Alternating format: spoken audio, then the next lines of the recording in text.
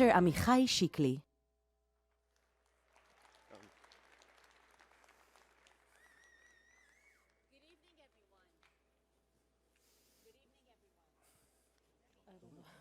You will get. And it's just the beginning of the night. We continue after. We have a very long night here. אותי שומעים? It's non-stop. אחלה. ערב טוב כולם, שלום, טוב להיות פה. Thank you. Oh, good evening, everyone. Good evening. So good to be here. Thank you for being here, Minister Chikli. Thank you. It's your first time, right, at the IAC conference? Yes, it's the first time in Texas, and it's the first time at the IAC conference. Thank you, the board of the IAC. Thank you, Shoam, for this wonderful event. You're going to love it. You're going to love it I so already much. love it. Good. You're going to love it so much you want to come back again next year, unless we go for another sixth round of elections, right? No. We're not going to talk about elections tonight. We had enough of that. Thank God. We'll try not to talk about politics. We'll try. We'll talk about unity, like Sham said before.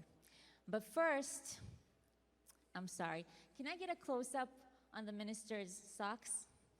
You gotta see this. I'm sorry, you gotta see this. Yeah. Oh, yeah.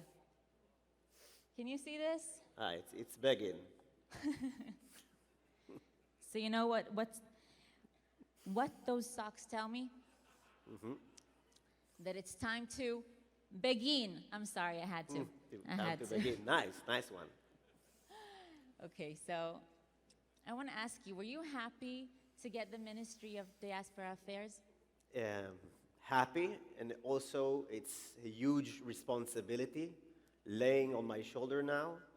And I see this conference as a great opportunity to learn, to listen. Before we set up strategy, goals, we need to learn, to gather data, and this is a unique opportunity to meet so many influence leaders from all across the United States, Israelis and not Israelis, and it is really a huge opportunity. In your opinion, what is the greatest challenge regarding the diaspora? Okay, so I will try to refer mostly to what's happening in the US. I think that we are facing a double challenge that affects two dimensions. First, in Israel, but also here in the US, keeping Jewish identity strong and alive and vivid, it is a huge challenge.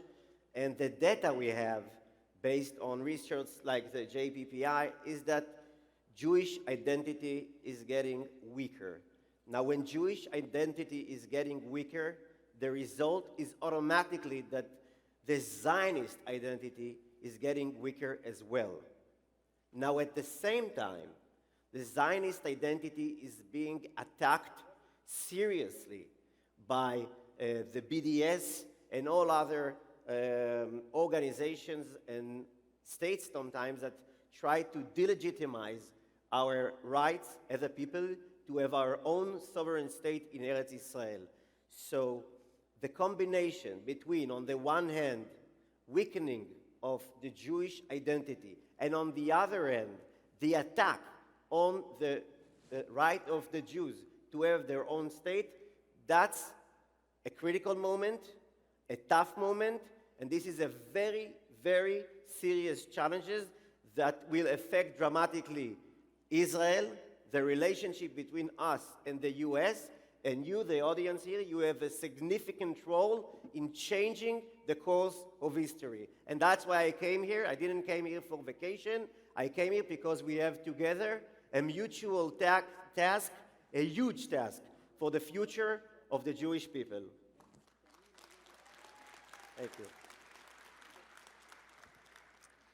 Since there are so many Israelis here, we'd like to hear from you. What is the role of the Israeli-American community, in your opinion? So first is to be a community.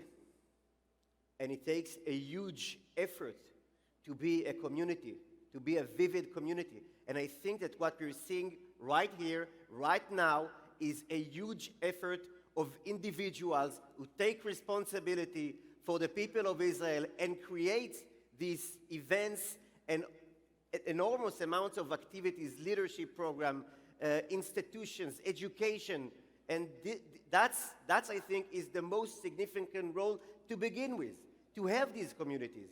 And obviously, identity starts at home. It starts in Ve'igadeta lebincha. We have now the Parashat Shavua with the greatest stories of Exodus. So it starts with Abba ve'ima and the family. But then you need a community. We cannot go and skip the phase of the community. And I think what's happening here and the role of the IAC in building Israeli, vivid, Jewish communities here in the United States, that's a huge thing that is happening. And it can help us a lot. And it can also help Jewish communities to better understand Israel, to better understand the challenges that we are facing.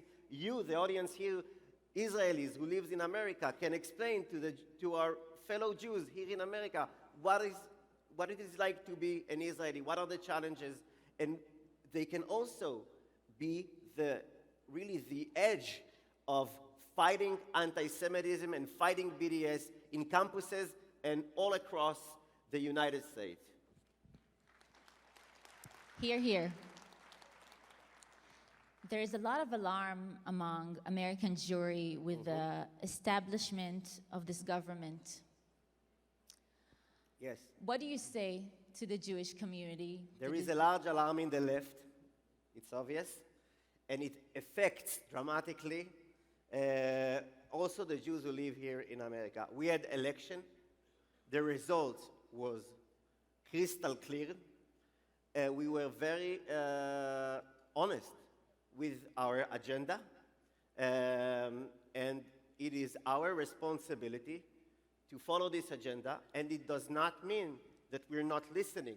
We do listen, and I spent hours yesterday, and to listen to Jewish leaders and what they have to say about the law of return, about judicial changes, and everything. We're listening to the criticism, we're listening to their concerns, we care about it, and I think that maybe one tip is less Haaretz and New York Times and more common sense and tachlis, what the government is doing. That's it. We are proud to be Zionist. We are proud to be, I'm proud to represent this government. This is the choice of Am Israel. This is the choice of the people of Israel, and I think it's okay also to respect it. A question that I think many Jewish communities here would want to ask, so I have the opportunity to do it for them. Yeah. Will the grandchild clause be canceled, and do you think it should be? Okay, so now we are going deep into details, and that's okay. First of all, no one is going to cancel the law of return, which is fundamental for the state of Israel. Israel will always remain safe haven for every Jew everywhere on earth. And we are making efforts in the Diaspora ministry, not just to care about the Jews when they need to come to Israel, but also to take steps to help Jewish communities to protect themselves. There are courses, equipment, etc., etc. Now, about the grandchildren chapter, which is chapter 4a within the law. The challenge is as such.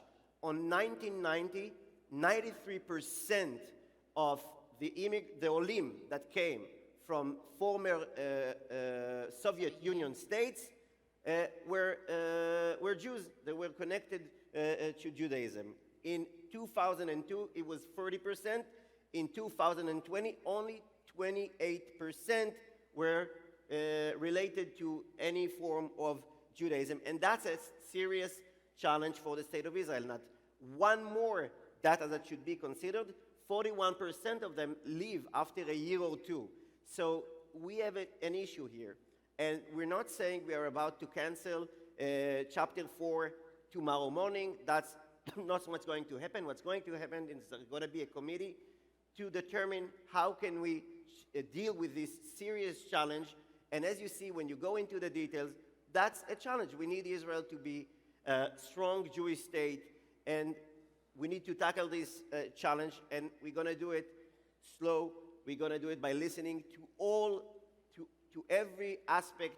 And also, I had a conversation with both the president and the prime minister before I came here. No one is going to cancel anything tomorrow morning. We're going to listen, and we're going to do it very, very responsibly. And I think we can relax, and we can rely on this government to do the best for the Jewish people. Unfortunately, our time is up. I have so many other questions. I want to thank you very much, Minister Toda. Chikli. And I hear that your father is here. נכון, you know what, that's very, איך אומרים, moving, מרגש, כן, אבא. You know what, Where is he? קודם כל, I don't know where is איפה אבא, אבא של but, שיקלי? הנה אבא של שיקלי. אבא, שלום. So, you know, one thing about identity. My father, when I was a child, he told me, I don't care if you'll be religious or not religious, but I do care that you will be a serious and devoted Jew. And I hope I'm not disappointing you, my father. And my father, he made Aliyah from France, and for me, is my private Avraham. So thank you, Abba. Very nice. Thank you, Minister Shikli. Abba. Good evening. Good evening.